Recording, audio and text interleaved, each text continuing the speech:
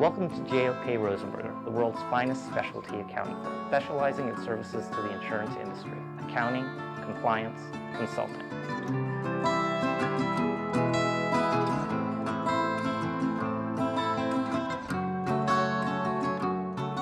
Today we're going to talk about contingent profit commission. It has to do with the reinsurance contract.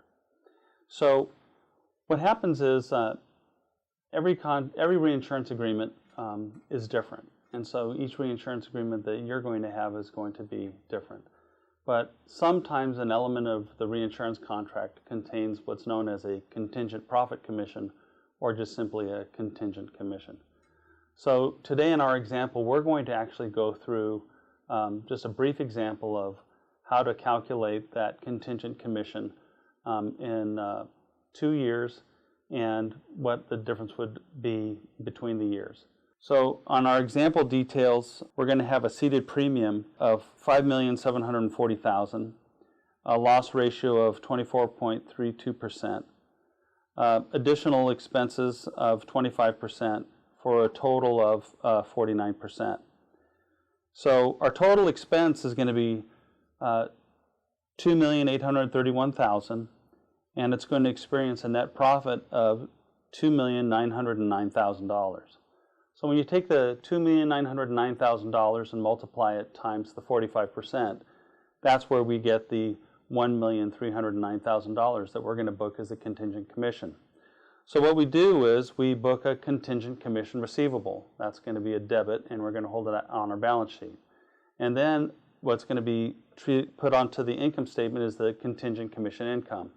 So you're going to debit contingent commission receivable for $1,309,000, and you're going to credit contingent commission income for $1,309,000.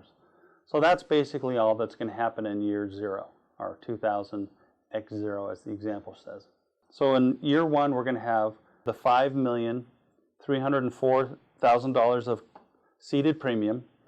We have our loss ratio of 25.9%, and we have our expenses of 25%, which were allowed. So the loss ratio for that layer year of X1 is going to be 51%. So the total expenses are going to be $2,700,000, and we're going to see a net profit of $2,604,000. It's that $2,604,000 we're going to multiply times the 45%. And when we multiply it times the 45%, we end up with $1,172,000. So in the second year, we're going to have a contingent commission receivable, which is going to be $1,087,000. And where that comes from is, I know we said that the layer that we have for X1 is the $1,172,000.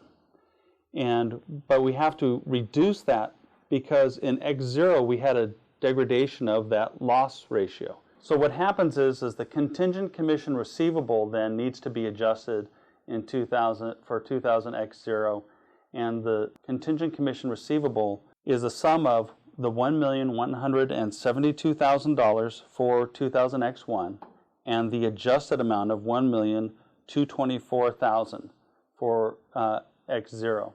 So there's the total amount of $2,396,000. So we already booked $1,309,000. So in order to get up to the $2,396,000, what we're going to do is we're going to add $1,087,000 to that. So I'm going to debit my contingent commission receivable for $1,087,000, and I'm going to credit my contingent commission income for $1,087,000, so that my total contingent commission receivable at the end of X1 is going to be the $2,396,000.